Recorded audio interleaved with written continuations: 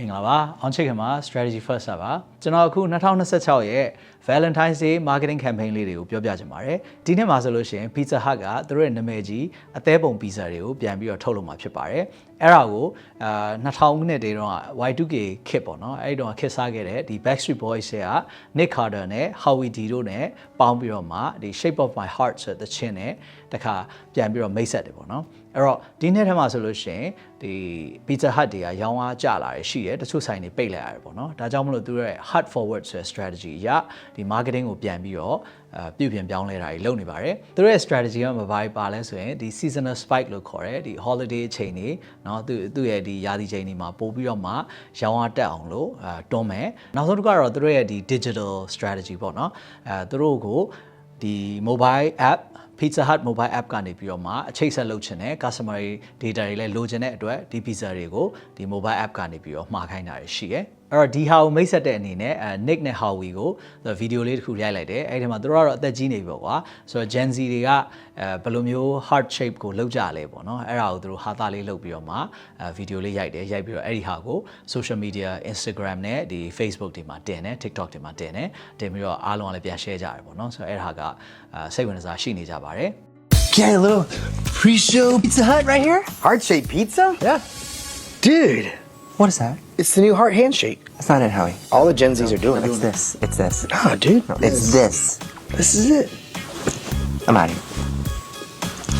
Ah, come on, man. Let me show you the shape of my heart.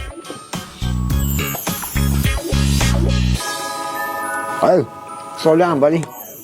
နောက် campaign တစ်ခုကတော့ Dunkin Donuts ကလုပ်တဲ့ဟာပါသူတို့ကတော့ menu ကိုချိန်လိုက်တယ်ချိန်လိုက်ပြီးတဲ့အခါကျတော့ဒီအသေးပုံ donut တွေထုတ်တာရှိရဲပြီးသွားတဲ့အခါကျတော့ဒီဘူးလေးတွေပေါ့နော်လက်ဆောင်ပေးလို့လည်းရတယ်ဆိုတဲ့ဟာမျိုးလေးဘူးလေးတွေအသေးပုံဘူးလေးတွေထုတ်ပြီးတော့မှဒါကိုသူတို့ဒီ influencer တွေကနေတစ်ဆင့်ပေါ့နော်အဲ့တော့ social media မှာဒီဘူးလေးမိုက်တယ်ဆိုပြီးတော့သူတို့ဖြန့်နေရရှိရဲပြီးတော့ social media မှာပေါက်တယ်နော်ဟိုအယောင်လှလှပေါ့နော်အချိုရည်အသစ်9မျိုးလည်းသူကထုတ်လုပ်လိုက်တယ်ပြီးတဲ့အခါကျတော့သူ့ရဲ့ mobile app မှာတစ်ခါပြန်ချိတ်တယ်အဲ့ထဲမှာသွားပြီးတော့မှ point တွေရအောင်လို့နော် point တွေကို3စပေါ့နော် Valentine's Day အကြိုနဲ့နောက် Valentine's Day နေ့မှာဆိုရင်3စပေးတဲ့ campaign တွေသူလုပ်ထားတာရှိပါတယ်ဒီ company တွေမကောက်ပေါ့နော်အဲ့တော့လက်ဆောင်ပေးလို့ကောင်းတဲ့ဒီ chocolate company တွေရှိတယ်နောက်ပြီးလို့ရှိရင်လက်ဝတ်ရတနာ company တွေကValentine's Day ဆိုလို့ရှိရင်သူ campaign တွေအကြီးကျယ် run ပြီးတော့မှနော်ဒီအချစ်နဲ့ဒီသူတို့လက်ဆောင်တွေနဲ့ကိုချိတ်ပြီးတော့မှ customer ရဲ့ခေါင်းထဲမှာမြင်အောင်လို့နော်လုပ်ကြတဲ့အချိန်မှာဒီလိုပဲကျွန်တော်တို့ anti Valentine's Day campaign တွေလုပ်နေတဲ့ company တွေလည်းရှိပါတယ်အဲ့တော့ Valentine's Day ကိုစန့်ကျင်ရေးပေါ့နော်အဲ့တော့ခါကြရင်ဒါကျွန်တော်တို့နိုင်ငံမှာလည်းရှိပါတယ်ဟုတ်တယ်မလားအဲ့လိုမျိုးစင်တူတွေဝတ်ပြီးရှောက်သွားနေဆိုလို့ရှိရင်ဟို single တွေကနော်ရည်စားမရှိတဲ့လူတွေအိမ်အောင်မရှိတဲ့လူတွေကမကျေနပ်ဘူးပေါ့နော်ဆိုတော့သူတို့စီမှာလည်းအဲ့ဒီ feeling ကိုပြန်ပြီးတော့အသုံးချရရှိပါတယ်နော် February 15ရက်ဆိုလို့ရှိရင်သူက Singles Awareness Day ဆိုပြီးတော့Wendy ဆိုတဲ့ဒီ fast food ဆိုင်ပေါ့နော်သူကနေပြီးတော့သတ်မှတ်ထားတယ်အဲ့တော့February 15ရက်ဆိုကျွန်တော်တို့ကြောင်းတီထောင်တဲ့ရက်ပဲเนาะအဲ့ဒါ Singles Day ပေါ့เนาะ Singles Awareness ပေါ့เนาะအဲ့တော့နေ့ဆိုပြီးတော့ Valentine's Day ပြီးနောက်တစ်ရက်ပေါ့เนาะသူကလည်း promotion လုပ်ချင်တယ်သူ့ရဲ့ mobile application ဆိုတော့ Wendy's ရဲ့ mobile application ကိုသုံးပြီးတော့ဝယ်မယ်ဆိုရင်ဒီ Dave's Single Cheeseburger ဆိုတဲ့ဒီ burger ကို$1နဲ့သူကရောင်းပေးအရန်တန်တယ်ပေါ့เนาะသူကဘယ်လိုကြော်ညာလဲဆိုတော့ drama တွေเนาะ ghost လောက်ခံရတာတွေမေ့လိုက်ပေါ့เนาะအဲ့တော့ချိန်ပြီးတော့မှပေါ်မလာတာတို့သိရမလားပြီးတော့လစ်သွားတာတို့เนาะအကုန်လုံးပျောက်ပြီးတော့ဆိုတော့မလုံနဲ့ဒါတေချာပေါက်ရမယ်ဟာကတော့ဒီ burger ပဲဆိုပြီးတော့သူကကြော်ညာတယ်အဲ့တော့ကောင်းတာတစ်ခုကပါလဲဆိုတော့ February 14ရက်အတွက်ဆိုအားလုံးအသေးပုံနေနဲ့ကြော်ညာပေါင်းဆိုသွားနေတယ်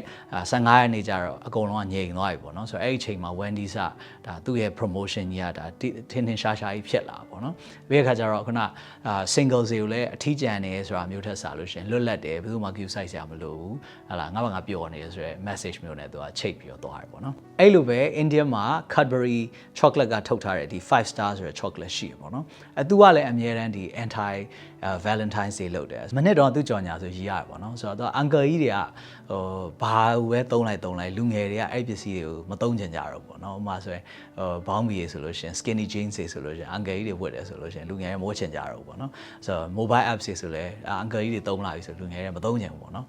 ဒါကြောင့်မလို့ Valentine's Day ကိုငါတို့ဖြတ်စည်းကြမယ်ဆိုပြီးတော့မှသူကဘာလုပ်လဲဆိုတော့ uncle ကြီးတွေကိုအများကြီးကိုဒါ Valentine's Day မှာ date တွေသွားကြတာပေါ့နော်အဲ့ခါကျတော့လူငယ်တွေကစိတ်ကောက်သွားပြီးတော့စိတ် အန်ကယ်ကြီးတွေကိုအဲ့ဒီအချိန်မှာအန်ကယ်ကြီးအန်တီကြီးတွေကိုပေါ့နော်အဲ့လိုစင်တူကြီးတွေဝတ်ပြီးတော့ date တွေသွားကြတာပေါ့နော်အကုန်လုံးဆိုတော့လူငယ်တွေကစိတ်ပြတ်သွားမယ်ပေါ့အဲ့ဒါဆိုဒါ Valentine စိတ်ပျက်စီးပြီဆိုတော့အဲ့လိုမျိုးကြော်ညာကြီး run လိုက်တာပေါ့နော်ဆိုတော့ဒီနှစ်ကကျတော့အဲ့ဒါလည်းသူပြန်ပြီးတော့ချော့တာပေါ့လေထားပါတော့အဲ့တော့အဲ့ဒီ campaign လေးတွေသူလုပ်တယ်ဆိုတော့ပြောချင်တာကဒီ anti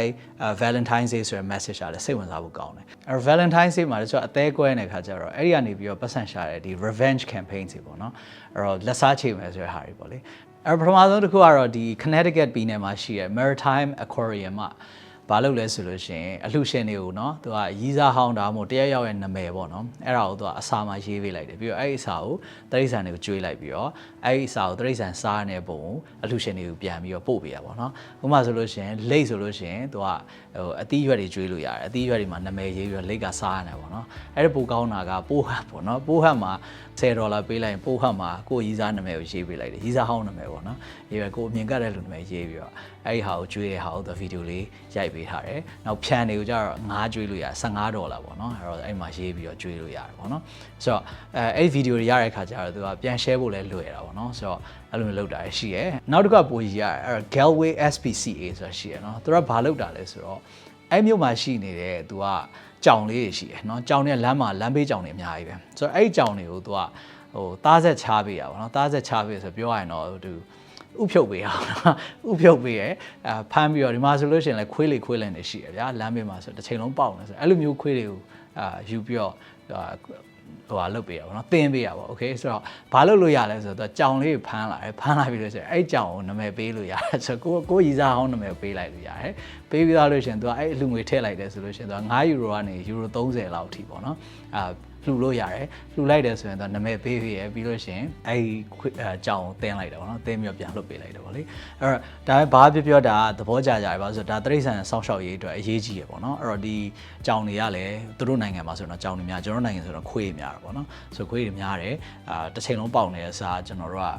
ကတခုခုသူတို့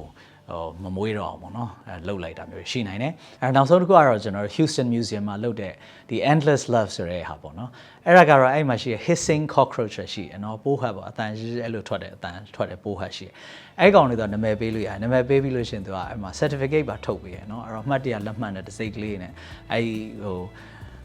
စားပေါ့နော်ပိုးဟတ်ကိုတော့ဒီနာမည်ပေးလိုက်ပါပြီဆိုပြီးတော့အဲ့လူကစိတ်ဝင်စားကြတယ်နော်စိတ်ဝင်စားကြတယ်ဆိုတော့အဲ့လိုနီးနေလေသူတို့အလှငွေတွေရအောင်လို့